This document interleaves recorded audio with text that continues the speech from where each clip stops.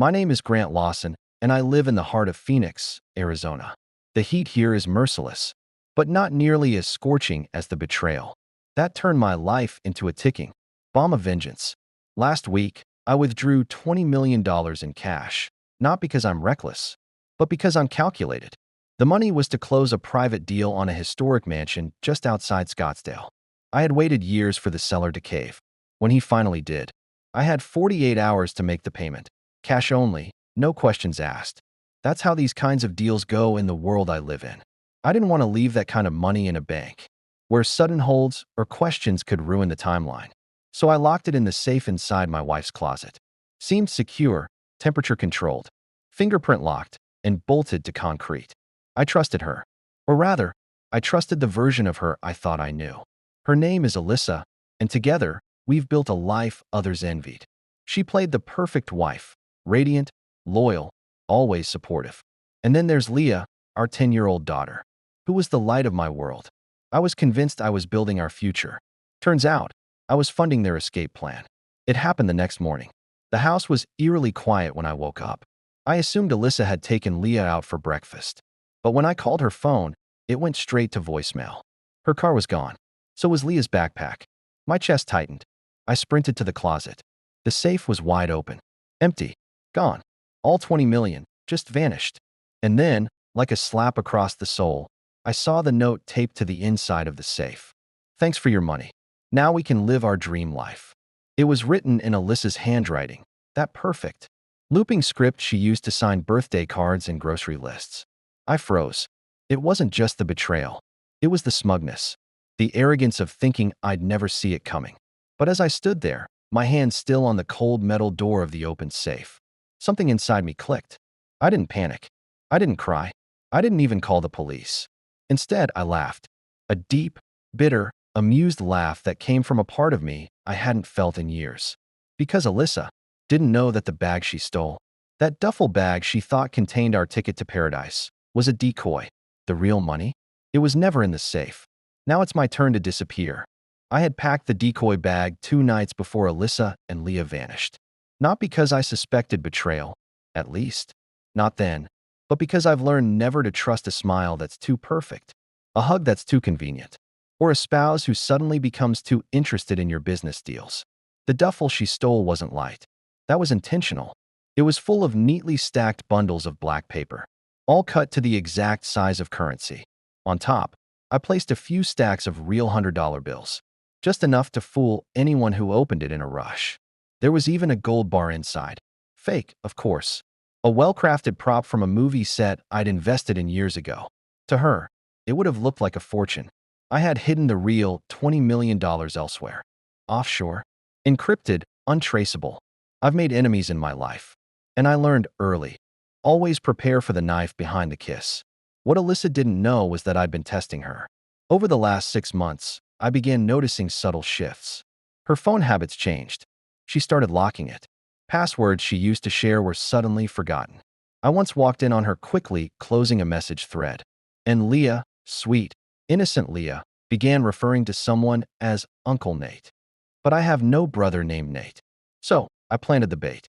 The fake bag, the untraceable bills, the real estate lie, and then I waited. When I found that note in the safe, I knew I had been right. But what caught me off guard wasn't just Alyssa. It was Leah. She left too. Willingly. That meant Alyssa had turned my daughter against me. Or, worse, had been planning this long enough that Leah never even had a choice. I sat on the bed and stared at the open safe, then picked up my phone and opened the hidden app. It was time. I tapped into Tracker 14, a chip embedded in the lining of the fake duffel bag. I had it installed when I first prepared it, just in case. The interface lit up, loading coordinates. A red dot blinked slowly, then settled. San Diego. Of course. Warm, sunny, anonymous. But that wasn't the surprise. The GPS ping wasn't stationary. It was moving. Fast. She was already on the road again. I smiled. She thinks she won. She thinks she's rich. But that bag holds nothing but garbage and a long leash tied directly to my hands. I have friends in San Diego. People who owe me favors. Private security experts. One of them already confirmed a hotel reservation under the name L. Bennett. She used Leah's middle name as the alias. Pathetic. She wanted a new life? She's about to get one. Just not the one she imagined. I arrived in San Diego the next morning under a false name, using a private jet chartered by a shell company I created for times like this. You learn quickly, when you play at the level I do, to leave no digital footprints. Cash. No IDs. No paper trails. Alyssa never saw that side of me. The side that learned how to disappear, how to strike in silence. At exactly 8:37 a.m., I was parked across from the beachfront hotel, where Tracker 14 had last pinged. My contact, Javier, a former intelligence operative now turned fixer, leaned against my car window with a smug grin and a manila envelope in hand. Room 906. Registered to a Laura Bennett. With a child, he said, sliding the envelope through my window. Check-in was yesterday. 2 guests. No checkout date set. Inside the envelope were photos. Fresh ones, from a camera hidden in the hallway opposite her room. Alyssa was there, dressed casually. Sunglasses too large for her face. Trying too hard not to be noticed. Leah was with her, skipping beside her. Clutching a stuffed panda I had won for her years ago at a state fair. My jaw clenched. Not because I was angry. I had moved past that. I was calculating now. Focused. That duffel bag was sitting just inside the hotel room. Visible through the security cam Javier's guy hacked from the hallway. It was zipped up and untouched. She hadn't even looked inside it yet. Probably too nervous. Maybe saving the big reveal for a new apartment or private moment. That worked perfectly in my favor. I checked my watch. I had 3 hours until checkout time. Javier handed me a spare room key, cloned from the hotel's central system, and a disguised hotel staff uniform. I didn't plan on confronting her. Not yet. That would be too simple, too satisfying in the short term. No, I needed her to think she'd gotten away. I needed her to feel safe, comfortable, and then I'd pull the rug out from beneath her and the man she was meeting tonight. Because yes, I knew. She wasn't just running with Leah. She had help. Another man. From Alyssa's burner email, 1. I cracked 3 days before the heist. I found plans for a late-night dinner. The name listed for the reservation? Nathan Cross. Uncle Nate. The man who'd wormed his way into my family. The man who thought he could take my daughter, my money, and my wife. But I had something Nate didn't. Foresight. Tonight, I'd watch from across the room while Alyssa popped the champagne. And just when they reached for that duffel bag to celebrate their new life, I'd trigger the final move. One that would unravel every lie they'd built. Because inside that bag, beneath the layers of decoy cash, was something they didn't expect. A recorder. And it had already captured their voices. I sat in the shadows of the hotel bar that night, dressed in a tailored blazer and a cap pulled low over my face. The restaurant overlooked the ocean, with floor-to-ceiling glass and dim lighting that made even betrayal look romantic. At 8:04 p.m., they walked in. Alyssa, glowing like she hadn't just destroyed our marriage. And Nate, the man she had been calling just a family friend. When I confronted her months ago about their late-night messages, his hand was on the small of her back, possessive, like he'd earned it. Leah wasn't with them. Probably left in the room with cartoons blaring and room service ice cream. She had no idea her life was about to be torn in half.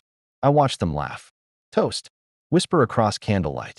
And beneath the table, I knew that duffel bag, stuffed with lies and a custom audio recorder, was right beside Alyssa's heels. She had brought it with her, just in case something happened. She'd told Nate in one of her encrypted messages. She wanted to keep it close, to feel safe. But that bag was never her safety. It was her undoing. What neither of them realized was that the recorder inside had already been activated, triggered by the sound of Alyssa's voice saying the phrase, "Finally free." I'd programmed it myself. Hours of listening to her voice, training it to recognize her tone, inflections, keywords. Paranoid? Maybe. But now, it was worth every second. Back in my room upstairs, live audio streamed to my earpiece. And what I heard was gold. "So, when does the wire go through?"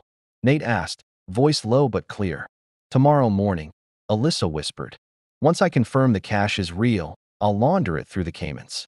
By this time next week, we'll be ghosts." "And Grant?" Nate asked. She laughed, a cold, bitter sound that stung more than I expected. "He'll be too broken to even breathe, let alone chase us. He trusted me. That's what made it so easy." They clinked glasses, and I clenched my fist. I could have walked over right then, exposed them, had hotel security drag them out in front of the whole restaurant. But where was the satisfaction in that? I had something better planned. Because what they didn't know was that the recorder wasn't just recording, it was transmitting. Every word was being saved to a secure server and duplicated to 6 anonymous emails, scheduled to send in 12 hours. One of those emails was addressed to Child Protective Services. Another? To the FBI, flagged under suspected financial fraud and kidnapping. And the rest? Those were saved for the moment Alyssa and Nate tried to disappear. Because the moment they stepped foot on that private plane out of San Diego, every federal agency on the West Coast would be waiting for them. And I'd be on the next flight out, with Leah, because unlike them, I wasn't just playing to win. I was playing for everything. I stood outside room 906 at 4:12 a.m., dressed in a staff uniform, a Silent Master keycard in my palm. Alyssa and Nate were still asleep, exhausted from their little celebration. They thought they had hours left before their escape, but I was already rewriting their ending. I swiped the card. The light blinked green. I slipped in like a shadow. Leah was sleeping in the second bed, curled up with her panda. Her face was peaceful, too peaceful for a child unknowingly dragged into betrayal. I knelt beside her, whispered her name. Her eyes fluttered open, confused, then wide. Daddy. I pressed a finger to my lips. Shoo, we're going home. There wasn't time to explain. I scooped her into my arms, grabbed the spare bag I'd stashed in the stairwell, and slipped back out into the corridor before either of them stirred. I left the fake duffel bag behind, exactly where it needed to be. By the time the sun crested over the Pacific, I was already across town at a safe house Javier set up. Leah was safe, eating pancakes, watching cartoons. She didn't ask about her mother yet. I didn't know how to answer when she did, but Alyssa was about to get her answers. At 6 a.m., the first email hit her inbox. By 6:03, the FBI's White-Collar Crimes Division got their copy. By 6:10, Child Protective Services flagged her name for potential custodial interference. And at 6:15, Alyssa woke up to a phone vibrating violently on the nightstand. I watched it all unfold through the hacked camera Javier had planted in the smoke detector before I arrived.